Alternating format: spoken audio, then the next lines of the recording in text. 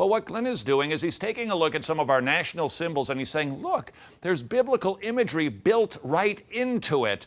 And his matching of biblical images with the images on the flag, well, you do the math. 13 arrows, 13 stripes, 13 stars, 13 olives, 13, 13, 13. Yeah, I know. Well, that's the 13 colonies. Well, that's what everyone will tell you, and that is one answer. But there is another one that many people believe. 13, what else is 13? 12 disciples surrounding Jesus. But more importantly, I think, the 12 tribes of Israel. Well, there's only 12 tribes, Glenn. That's why you with 13. Except the tribe of Joseph split into Manasseh and Ephraim. And those were in northern Israel. That's the northern kingdom of Israel. That's the 13 tribes.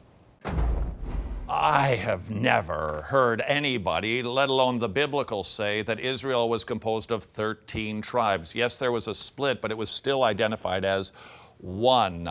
This is an effort to try to take a look at symbolism and interpret it. Now, I don't actually have a problem with saying that on a lot of our national landmarks, there is indeed much biblical imagery. That is very true. But what we do with that, that's actually the question. Glenn ultimately concludes, get ready for this, that the split tribe, Ephraim and Manasseh, talked about in the Bible, that would make up the 13 because of Jesus' 12 disciples, and Jesus, that makes 13, whatever. That now today, England and the United States of America are actually Ephraim and Manasseh. Why? Not exactly sure. I think it's because we have a higher concentration of Jewish people in Great Britain and America. But Glenn is not alone. There are many people in what is called the Hebrew Roots movement who would teach this also. This is a biblical school of interpretation where we read a lot into the Bible, what numerology or what people represent by allegorizing Scripture. What Glenn does, however, goes even beyond that. He's actually interpreting the symbols and what the founding fathers meant by putting those images on the symbols. We are a nation that is based on Judeo-Christian values and the Bible, period. You might not buy into the olives and the branches and everything else. It's fact. It's fact.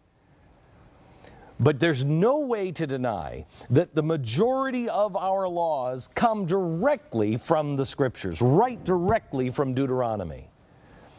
And the Bible comes from Judah. Not the northern tribe, the southern. Judah.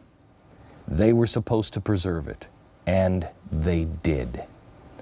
The people of Jerusalem. We owe our existence in many ways. We owe our laws to them. Okay. I don't disagree with Glenn that our founding fathers did think biblically. You can't deny that.